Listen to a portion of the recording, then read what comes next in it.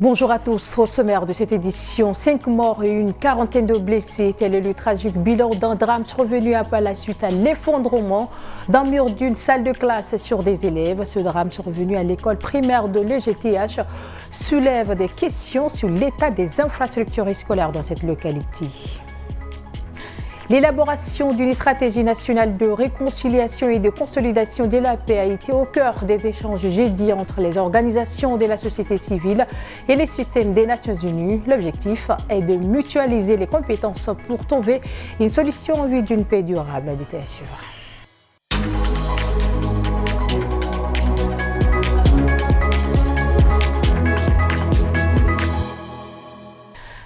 Mesdames, Messieurs, bienvenue au 13h45 de Tchad Info. Les ambassadeurs des pays membres de l'Alliance des États du Sahel ont été reçus en audience par le ministre tchadien des Affaires étrangères et de l'intégration africaine, Dr Abdoulaye Sabour Fadoul, CGD. Ils sont venus notifier officiellement au Tchad l'existence du cadre de concertation de la Confédération de l'AIS. Guébé Moussa, Bonaventura Lomba et Abiba Nguini ont pris part à cette rencontre. Regardez. Cette audience avait pour objectif de présenter les civilités de ces trois pays au ministre des Affaires étrangères et de notifier officiellement au Tchad l'existence du cadre de concertation de la Confédération Alliance des États du Sahel. Ce cadre de concertation est présent dans tous les pays où les ambassades du Mali, du Niger et du Burkina Faso sont représentées. C'est juste pour montrer notre existence. On ne peut pas se réunir 3 ambassades dans un pays puisque ça nécessite quand même beaucoup de va-et-vient entre les 3 ambassades. On ne peut pas faire cela sans venir notifier au ministre des Affaires étrangères du Tchad. Notre ministre de tutelle, parce que c'est ça notre porte d'entrée ici en République du Tchad. Il convient de rappeler que la Confédération Alliance des États du Sahel a été créée le 6 juillet 2024 par ces 3 pays, le Mali, le Burkina Faso et le Niger. Je le disais dans le sommaire, la ville d'Opala est en défi depuis hier suite à un drame qui a frappé l'école primaire de l'EGTH. Un mur s'est effondré en pleine classe, causant la mort de 5 élèves et une quarantaine de blessés.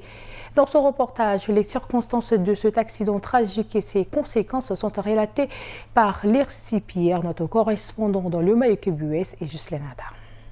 Sous nos pieds, les décombres du drame.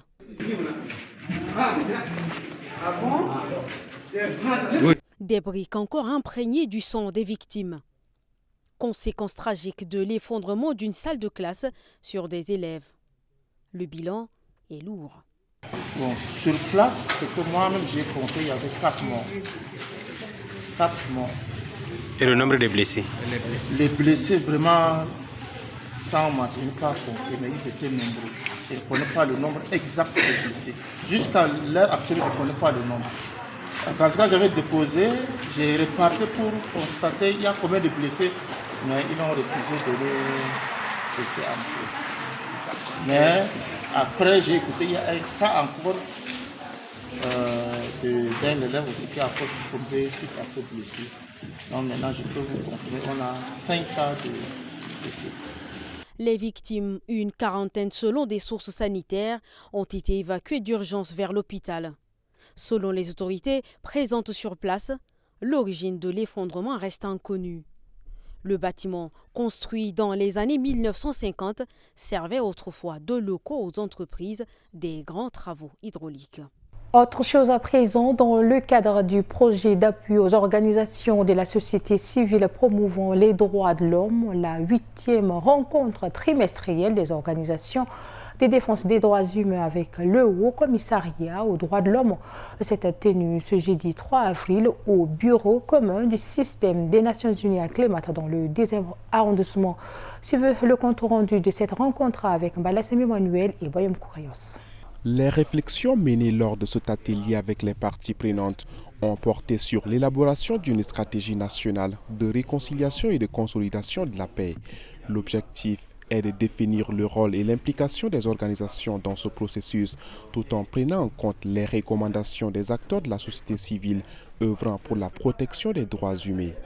À travers le projet PBF, attendé par la Peace Building Fund, ou en français, les fonds de consolidation de la paix, en vue de doter le Tchad d'une stratégie nationale de réconciliation et de consolidation de la paix, une stratégie qui prendra en compte l'une des recommandations du dialogue inclusif et souverain relatif à la mise en place de la commission Vérité, Pardon, Réparation et Réconciliation.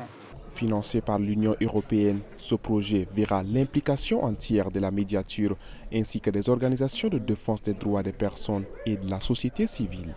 Le cabinet d'expertise en intelligence artificielle a annoncé la tenue d'un atelier gratuit dédié aux acteurs du monde juridique, prévu pour ce samedi 5 avril au Centre d'études et de formation pour le développement. Cet atelier a pour but d'ouvrir une nouvelle voie pour le monde judiciaire tchadien en l'orientant vers l'innovation et l'adaptation aux outils technologiques du XXIe siècle.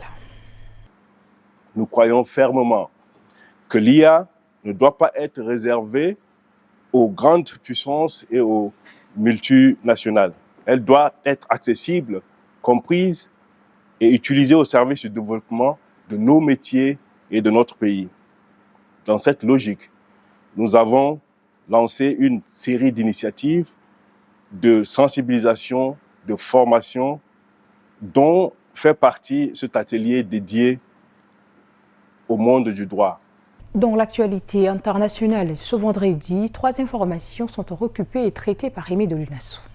Au Kenya, la haute cour de Nairobi vient de déclarer la justice kenyane compétente pour poursuivre le géant américain Meta après un recours de la firme américaine estimant que la justice du pays ne pouvait pas la juger. L'affaire remonte à 2022 lorsque 2 ressortissants éthiopiens ont porté plainte contre le réseau social Facebook qu'ils accusent d'avoir propagé des messages de haine durant la guerre du Tigré. Autre chose, la Libye annonce la fermeture des bureaux d'une dizaine d'ONG internationales accusées d'activités hostiles. L'annonce a été faite mercredi soir lors d'une conférence de presse du ministère de l'Intérieur. Il est reproché à ces ONG de promouvoir des valeurs contraires à celles de la Libye. Parmi les ONG ciblées figurent Médecins sans frontières, le Conseil norvégien pour les réfugiés NRC, IMC International Medical Corps ou encore l'Agence des Nations Unies pour les réfugiés, le HCR. Pour finir, au Mali, Seydina Touré, opposant politique et membre du parti Alternative pour le Mali, a été condamné à 1 an de prison ferme et a versé 650 000 francs CFA, dont 150 000 francs d'amende et 500 000 francs CFA des dommages et d'intérêts.